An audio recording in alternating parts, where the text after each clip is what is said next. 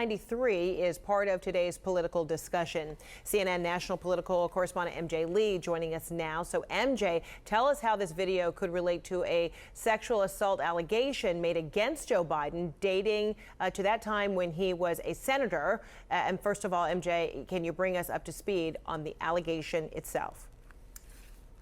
Well, Fred, a woman named Tara Reade, she was an aide for then Senator Joe Biden in the early 1990s. She recently alleged that Joe Biden had sexually assaulted her many years ago. And CNN interviewed Reade for the first time on the phone last night. CNN had previously reached out to her, but last night was the first time that she agreed to be interviewed on the record.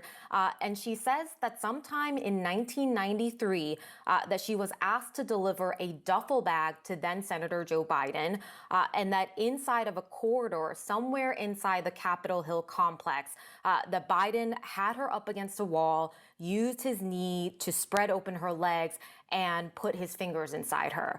Now, the Biden campaign denies this allegation, and we will discuss sort of their full response in just a few minutes. But the context that's important here, too, is that this woman, Tara Reade, previously last year publicly said that Biden had touched her in ways that had made her feel uncomfortable, touching her neck, touching her hair. So this new allegation of sexual assault is obviously new and so much more serious than what she had said last year. And is there corroboration of Reade's story? Well, what's important is that several media outlets, including the New York Times, the Washington Post, they have done some extensive reporting on this allegation and story. And the New York Times says that they spoke with a friend of Reade's who told the Times that Reade told her about this alleged assault at the time that it happened. They also spoke with a second friend who says that Reade told her in 2008 about Biden touching her inappropriately. The Washington Post also spoke with Tara Reade's brother, who initially told the Post, quote, "I heard that there was a gym bag incident and that he was inappropriate. I remember her telling me he said she was nothing to him." Now, interestingly, several days later, according to the Post, Tara Reade's brother got back in touch with the paper and said that he did remember her saying that Biden had put his hands under her clothes. Now, I also just want to share that according to the Times, they interviewed some 24 people who worked with Biden in the early 1990s, and none of them corroborated Tara Reade's allegation. They also spoke with some other women who had previously also said that they felt uncomfortable with some of the physical interactions that they had with Joe Biden, though very important to note, none of them accused him of sexual assault. All of these women that the Times reached out to said that they didn't have anything new that they wanted to add about the experiences they had, though several of them did tell the Times that they believed Tara Reade's new allegation. Now, MJ, so how does Reade's mother factor into all of this? Well, Tara Reade's mother is a key figure in all of this because she is the one other person that Tara Reade says she told about the alleged sexual assault at the time. Now, she died a few years ago, so she is not somebody who can speak and corroborate any part of this story now. But what surfaced last night was a segment on CNN's Larry King Live from 1993 that appears to feature Tara Reade's mother's voice. Let's just watch that first, and then we can talk about it. Yes, hello. I'm wondering what a staffer would do besides go to the press in Washington.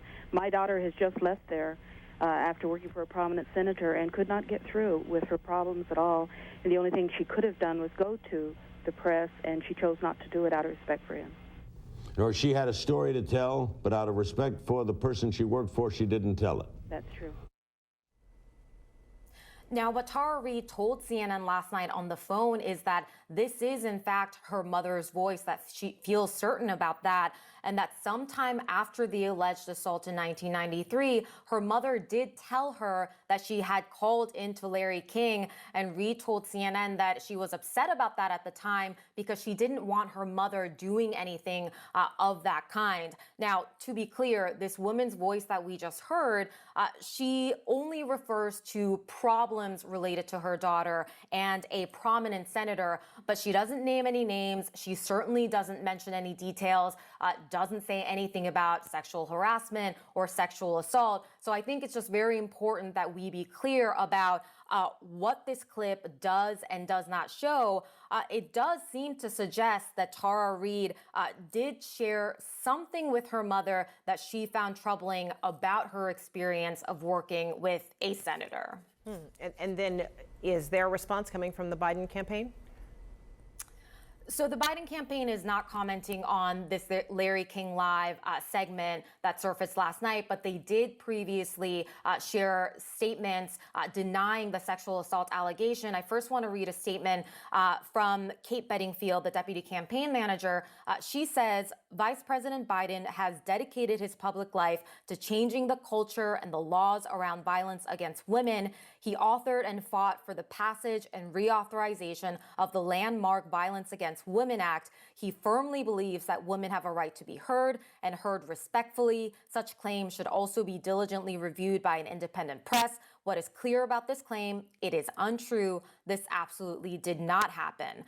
Now, the other statement that the campaign also shared with CNN is from Marianne Baker. She was the executive assistant for Biden in the 1980s and 1990s when Biden was a senator. She is the woman that Reade told the Times she had complained to, in addition to two other aides at Biden's office. So let me just read Baker's statement. She says, in all my years working for Senator Biden, I never once witnessed or heard of or received any reports of inappropriate conduct, period. Not from Ms. Reade, not from anyone. I have absolutely no knowledge or memory of Ms. Reade's accounting of events, which would have left a searing impression on me as a woman professional and as a manager. Their clearly false allegations are in complete contradiction to both the inner workings of our Senate office and to the man I know and work so closely with for almost 2 decades. Fred.